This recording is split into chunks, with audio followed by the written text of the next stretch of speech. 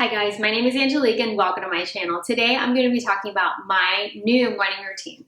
Okay, before we get into the morning routine, I just want to say that the reason why I'm creating this video is because I want to let people know that if you are a mom, if you are a wife, if you have a full-time job or a very demanding job, you too can have a really well-rounded morning routine that is definitely going to be a game changer for you.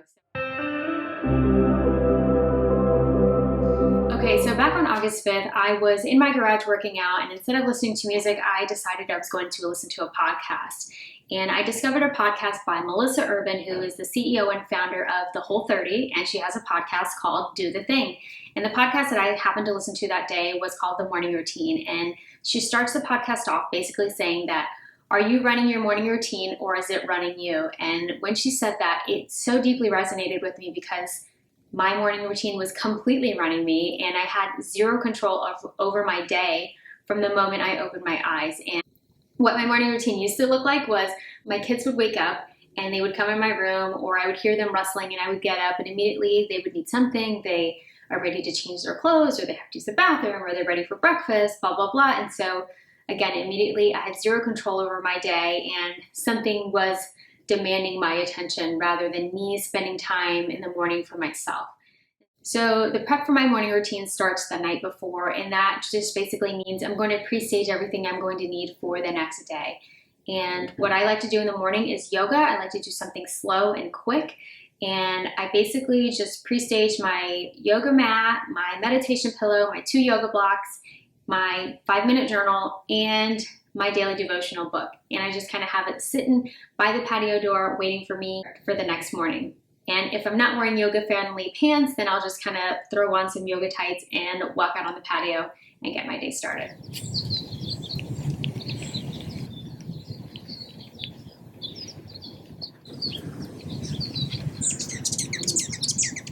So I like to do 15 to 20 minutes of yoga. I feel like it's enough time to really get the blood flowing, to get into movement, generate some heat, and feel like you've done something. And the other thing I love about yoga is the deep breathing that happens throughout that is connected to each movement.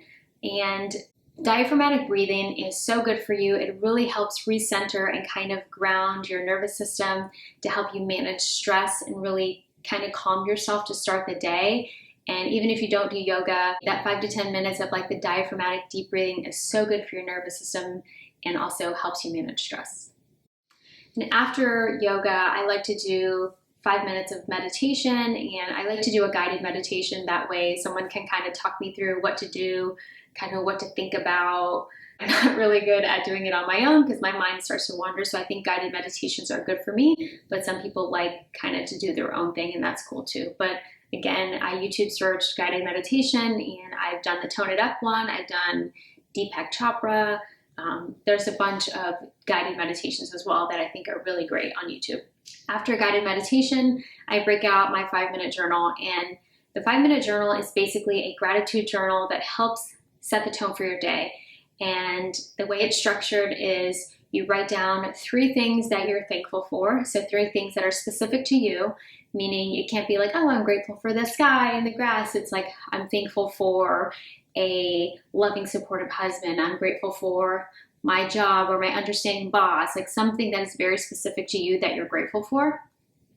Then you write down 3 things that you think that would make today great. And those are 3 things that you have control over. It can't be like, today would be great if it doesn't rain. Well, you don't really have control over the weather, so that's not a good thing to write down. You want to write down something you have control over. So anything like, today would be great if I worked out, if I was productive with work today, or if you planned out dinner for the rest of the week. It could be anything like that. And then the 3rd thing that you do to start your day is you write down your mantra for the day. So that could be anything that's going to pump you up for the day. All right, so after I do my yoga, gratitude journal, spend some time in the Word, I move on to my morning shower. And it's not just any shower, it's a cold shower. That's right, a cold shower. And here's why I do it. In Melissa Urban's podcast, she talked about a cold shower and how many benefits it had for your brain. And I was really intrigued. I didn't really understand or really believe it. And I kind of started to do my own research and come to find out that cold showers have a ridiculous amount of benefits. And here are a few that kind of resonated with me and I thought were kind of cool. And it intrigued me.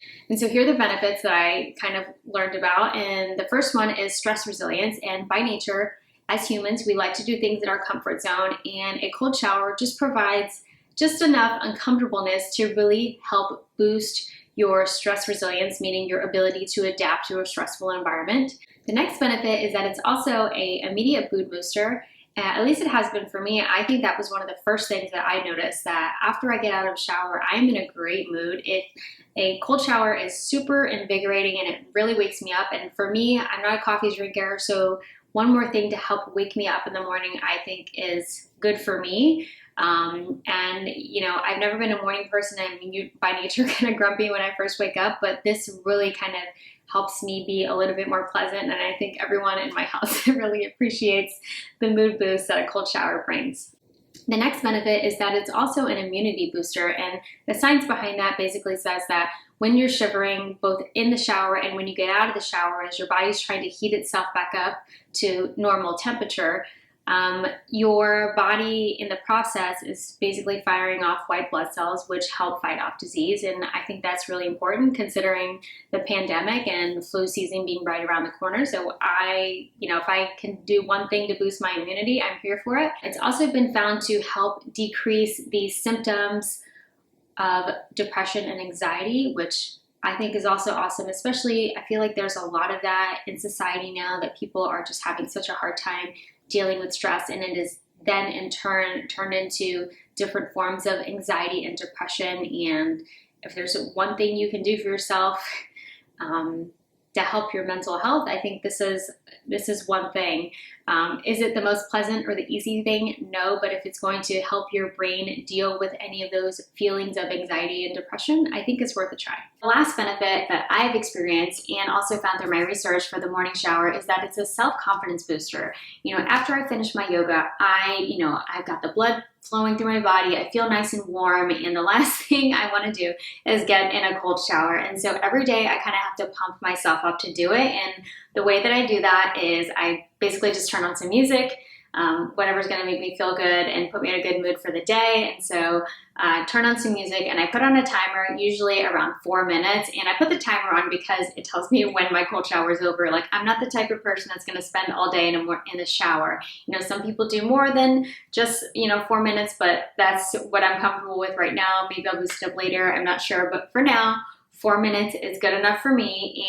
And the self-confidence booster comes at the end of the shower. Like, it's something you didn't want to do. You were dreading getting in and you were just like, I don't want to do this. But you get out and you're like, I just did that. And, when you complete something that you didn't really want to do and you finish it and you're like, it wasn't that bad. You feel, proud of yourself, like a little pat on the back. So, so that is, that's the morning shower. So the next step in the routine is I like to do a little skincare. And for me, skincare is super important and it takes really very little time at all. So I like to do a vitamin C serum in the morning. Right now I'm using Summer Friday's CC Me serum and it's good. I mean, vitamin C is supposed to help even out your skin tone, help with dark spots, and it's also good for anti-aging. And then usually I'll do a little jade rolling. Some people believe in it. Some people think it's kind of gimmicky. I personally like it. Jade rolling is great for lymphatic drainage. So if you're one of those people that wake up a little bit puffy in the morning, it helps with the puffiness. And then it also helps promote blood flow, which in turn helps with collagen production. Again, anti-aging, also super important. And after I'm done jade rolling, then I'll throw in a moisturizer. It's usually something really simple with a little bit of SPF in it. And that's pretty much my skincare in the morning. And then after that, I like to do my brows. If you've got a Zoom call or you just want to look semi put together and not like you just rolled out of bed, I like to at least fill in my brows a little bit to look a little bit put together. So around this time, my kids are normally starting to wake up and they kind of roll into the bathroom and are ready to go downstairs. But before I go downstairs, I have to make my bed.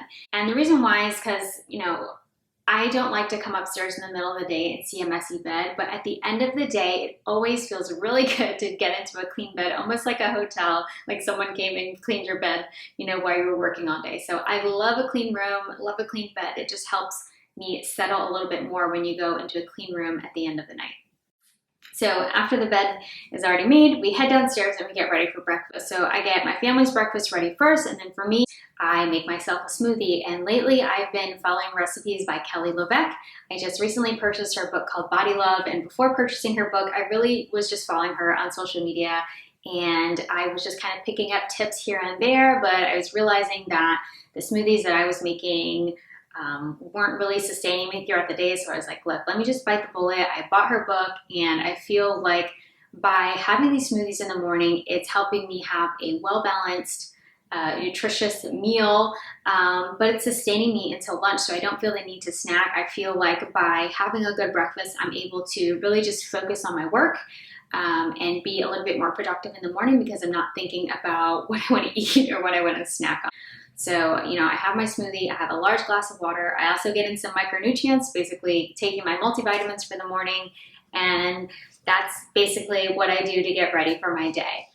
So the last thing I'll mention about my morning routine is that I try not to look at social media until after I finish my breakfast. And here's the reason why. I think social media is great because it allows you to connect with people and discover new things. However, I think that one thing I don't like about it is that it can trigger so many different emotions in a matter of seconds. Like, you have no control over what you're going to see or what you're going to scroll into. And so you can be angry, happy, sad, you know, irritated. You can have all of those different emotions in a matter of seconds just from scrolling. And I think that by not looking at social media, it's just another way you can kind of control your day by not allowing social media to control your mood or to control your emotion. You know, I hope you enjoyed this video. You know, as a working mom and wife, you know, I'm already very busy. And so by taking this time in the morning for me, it's really helped me just be a better me. I'm more pleasant.